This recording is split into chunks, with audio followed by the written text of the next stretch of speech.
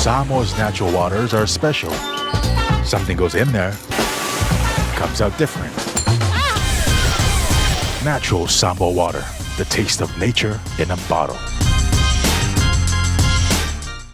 Post-traumatic stress disorder is an anxiety disorder that can result from a traumatic event. Living with PTSD is challenging, but learning more about the condition might help you to ask questions and find the help you need.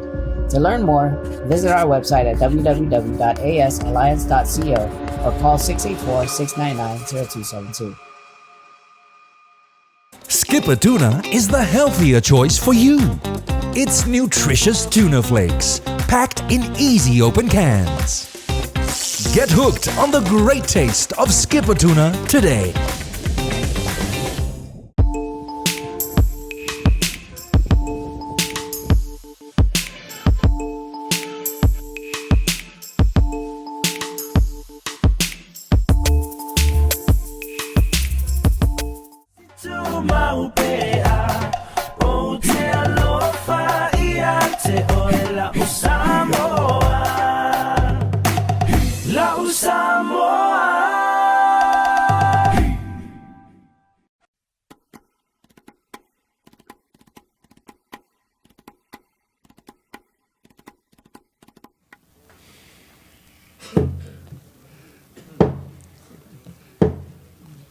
Foi ale bauta maulunga ine la stofi o lais fulmer fitu lua filus fulmer lima afta ile tuo maulunga pelo na lofa mrona nga leito wa fianga li sentoa tatu felo emal manui el ne taiao ele utamai o faftai mai avala watu la sunga kirifi taita ia tatu tatsanga.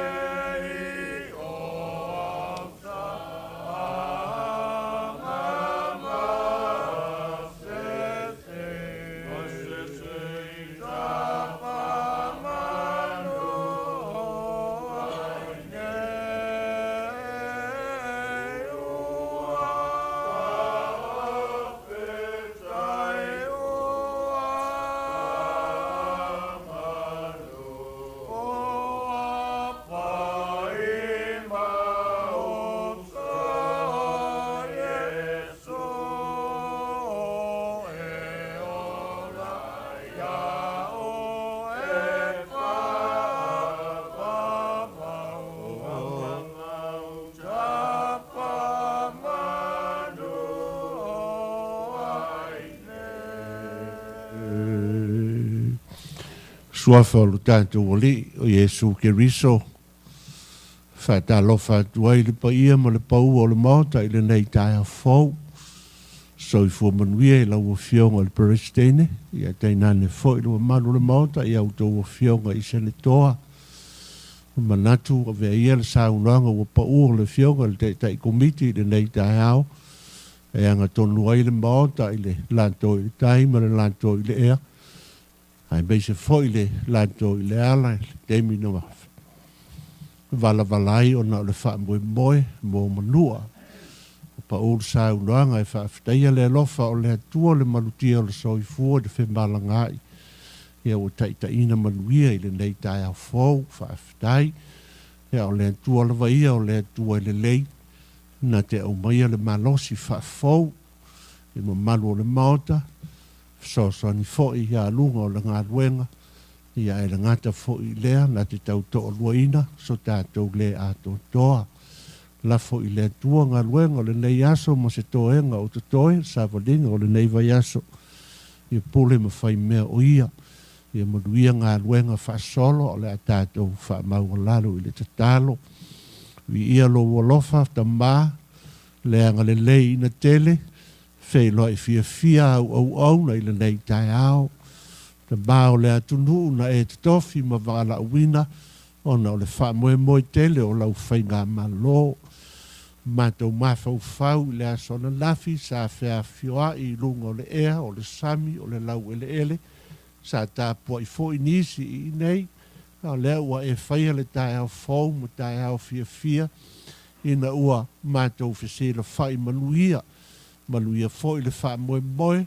O si o mātou motu i manua ma le whainga malo e pei o na wha manatuina. Wha ftai lo walofa i le wha soa i so seala, tino, ma fau, ma le anganga.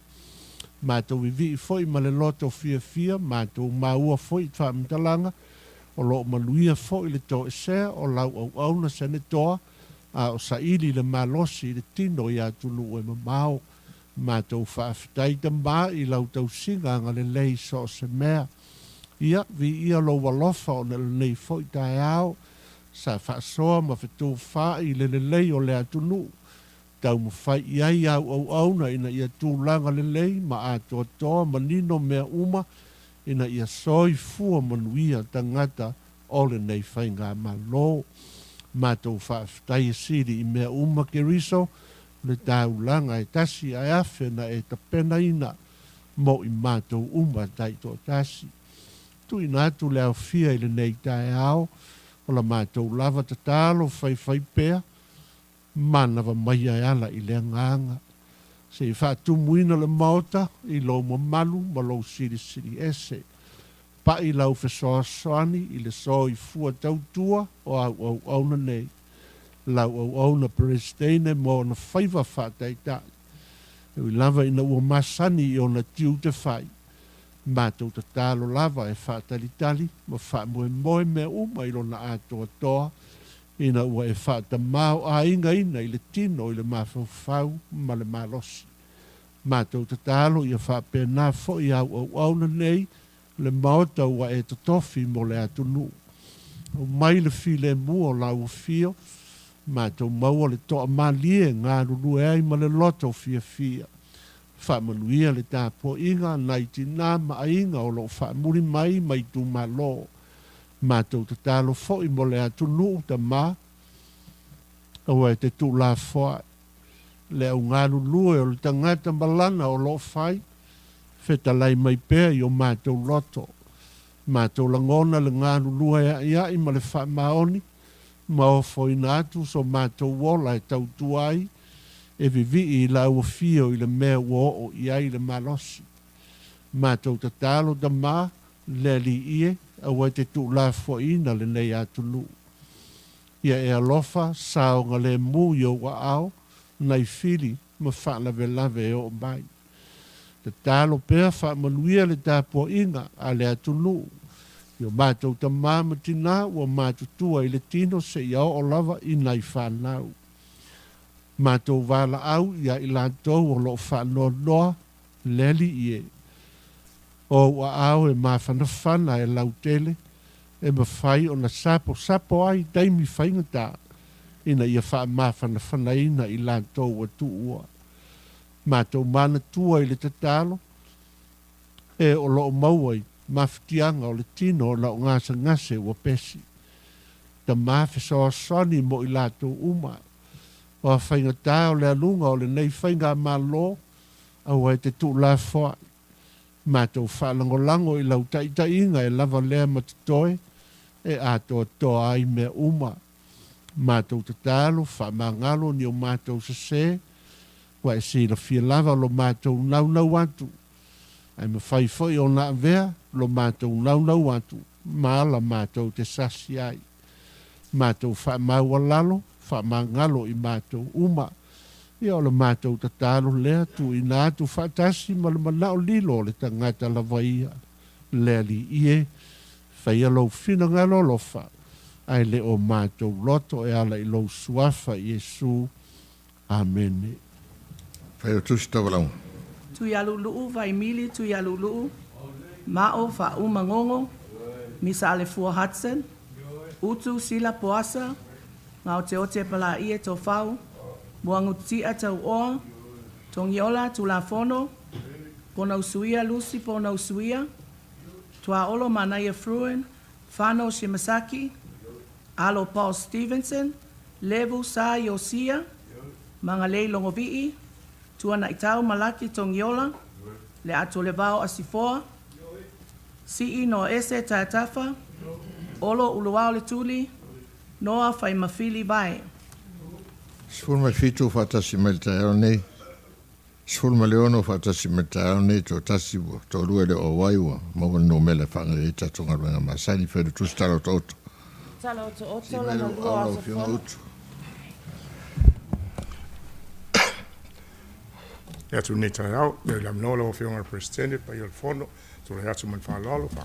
Watu se mau nei fa fuatu la fono mota ya tu mano tatu tala to oto mo le on pa pasien. Ai mau ina ia wha fuar fai tau ina tatu tala toto e tu mai lomo non pasi ina e finangalo e sau no mai de ioe. E li poti tatu komiti nei tai au el pidi el mauta maulunga tolu iwa te stasi lua. A fionga presidente ma le malo il mota maulunga. A fionga ai o lau komiti al whaanga yohinga al malo. Tu ina mai ai le iloina al pile al mota maulunga tolu sfulu iwa sfulu ma lua. Moli atu nei lan fautuanga ina ia pasia ma whaaloalo.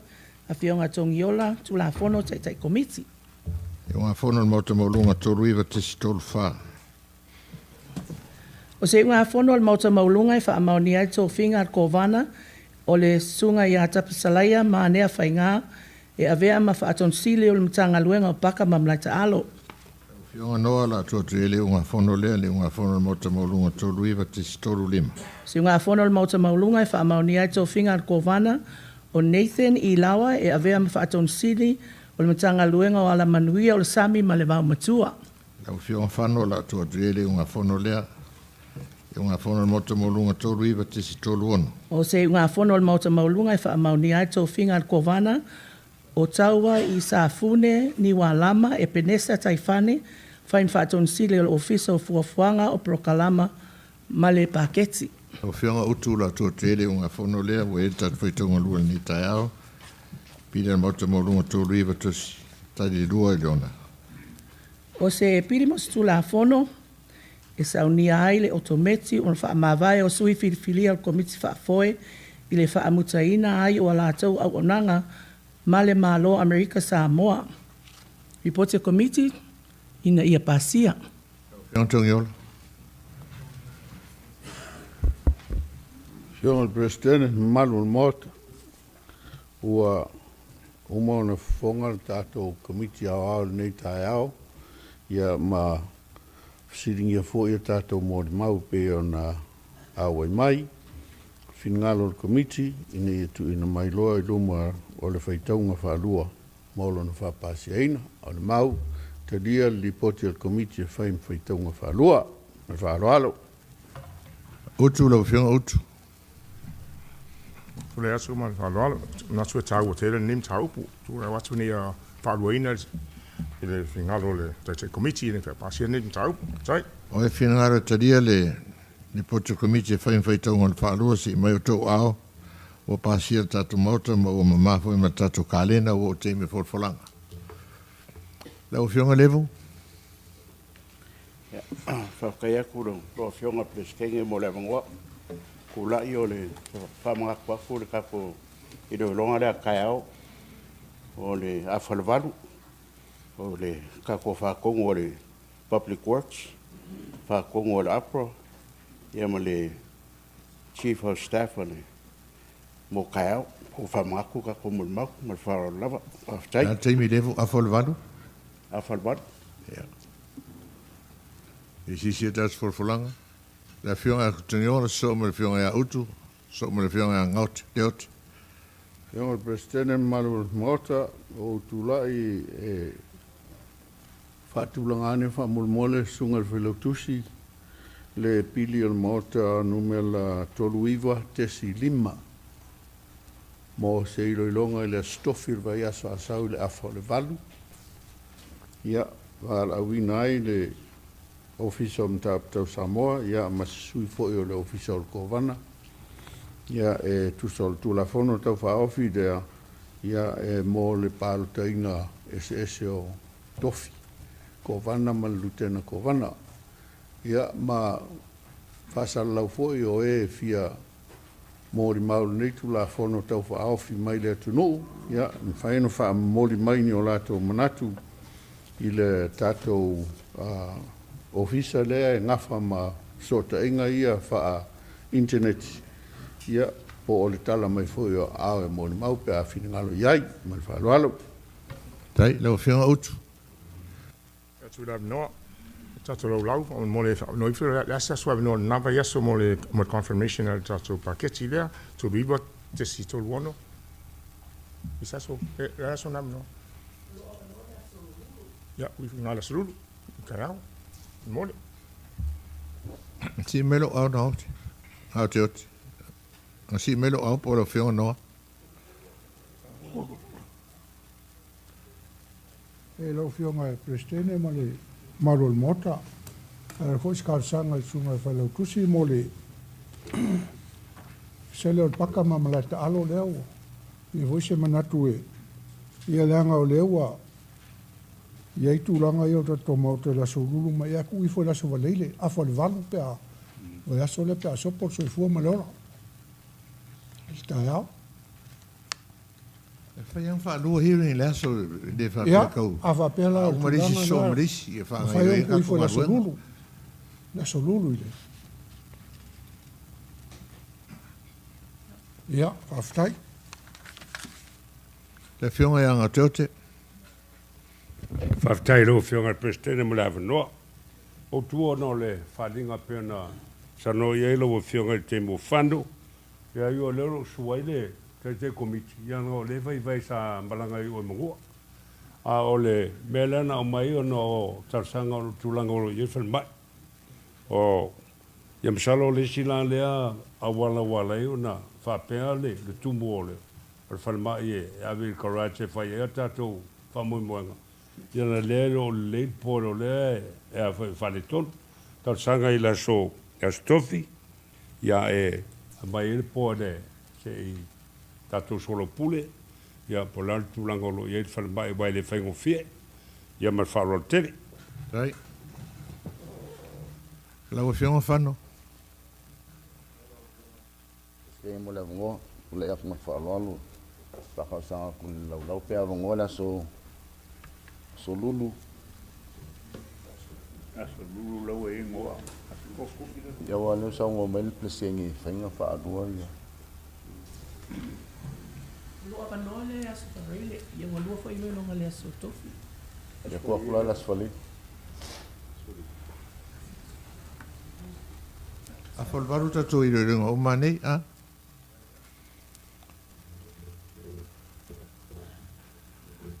Pe o le sisi tatou whalinga i o le wha sisilanga le tō a fionga di sentoa ua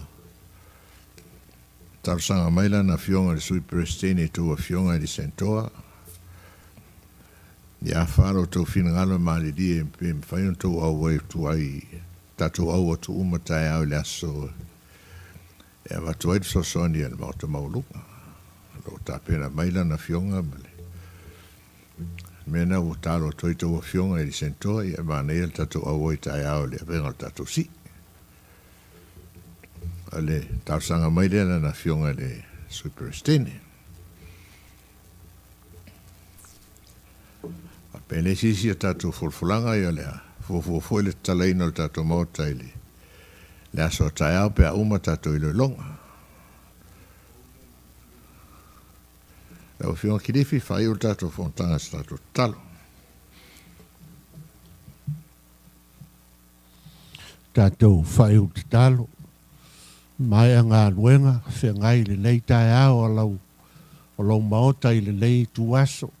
Sauni mola na malo longa o lo iei pe ngā luenga o lo muli mai.